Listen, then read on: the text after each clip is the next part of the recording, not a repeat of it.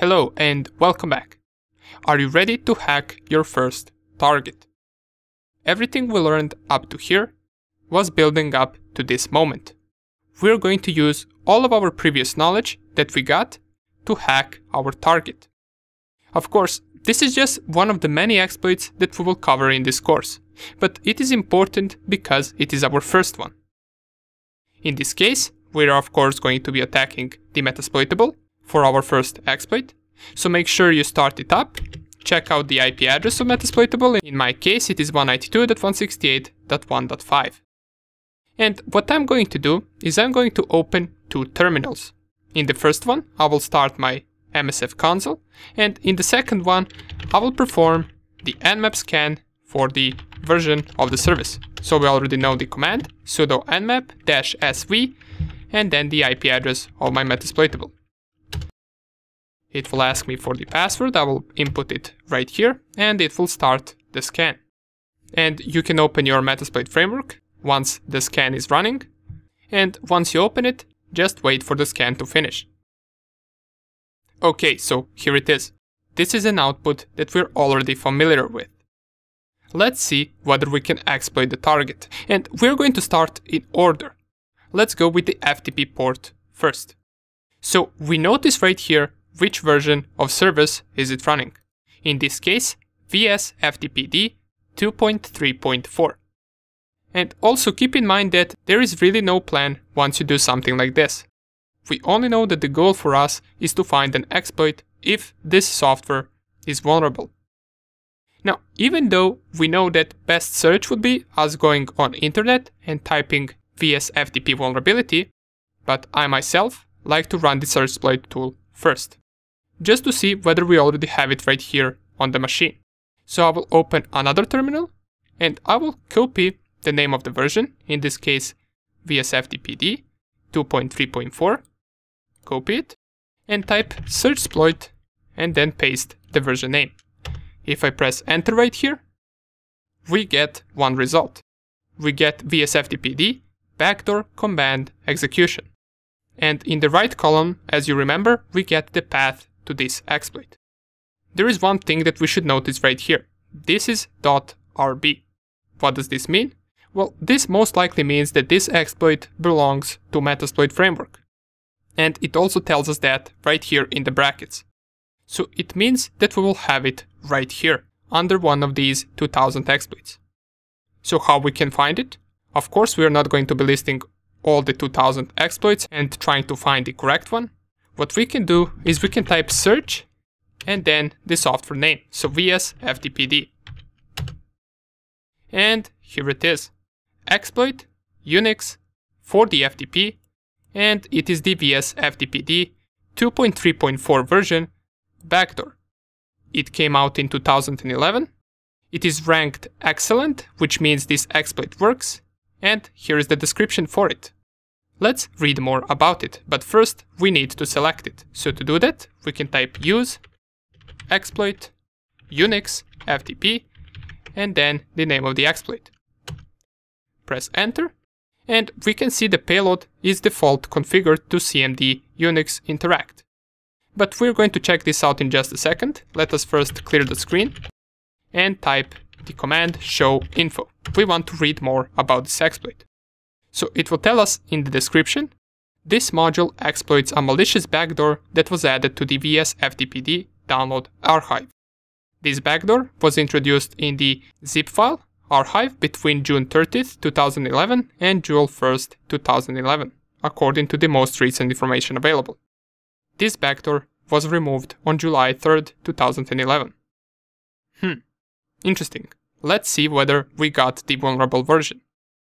So if I clear the screen and type the next command, which is show options, we will see right here what are the things that we need to set up in order for this to work.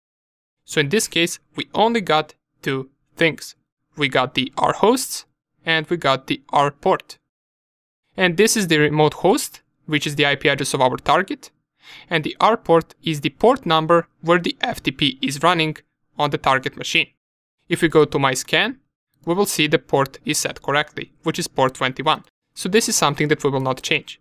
However, we need to set our remote host IP address. So let's set the IP address of Metasploitable, set our hosts 192.168.1.5 in my case. The payload is set by default, and if I type show payloads to see all of the available payloads that we have, for this particular attack, we only get this single payload. So there is nothing really to change right here. We're going to use that one. And we can see it doesn't require any additional options whatsoever. So the easier for us, the better. Under the description, we can see it is a Unix command. We simply just interact with established connection. So I expect that with this, we're going to be able to execute commands on target machine if we manage to exploit it.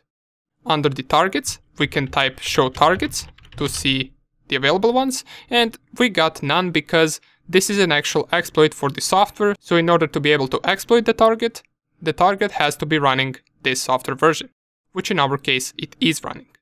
So everything is set. Let us double check, type show options. We got the IP address of the target, we got the port number where the software is running on the target machine, and all we need to type to execute this is type exploit. Press enter, and here it is. We got the command shell session 1 opened on the target system. How do I know this? Well, it doesn't give us any output right here, but if I type, for example, ls, you will see we are getting an output. And this ls didn't execute on our Cal Linux machine. It executed on the Metasploitable. We are on that machine right now. We successfully exploited it. We can run any commands that we want, so if I type who am I, it will tell us that we are the root account. So not only did we manage to hack that machine, we also are root privileged account, so we can do anything we want on it. If I type pwd to check my current directory, I am in the / directory.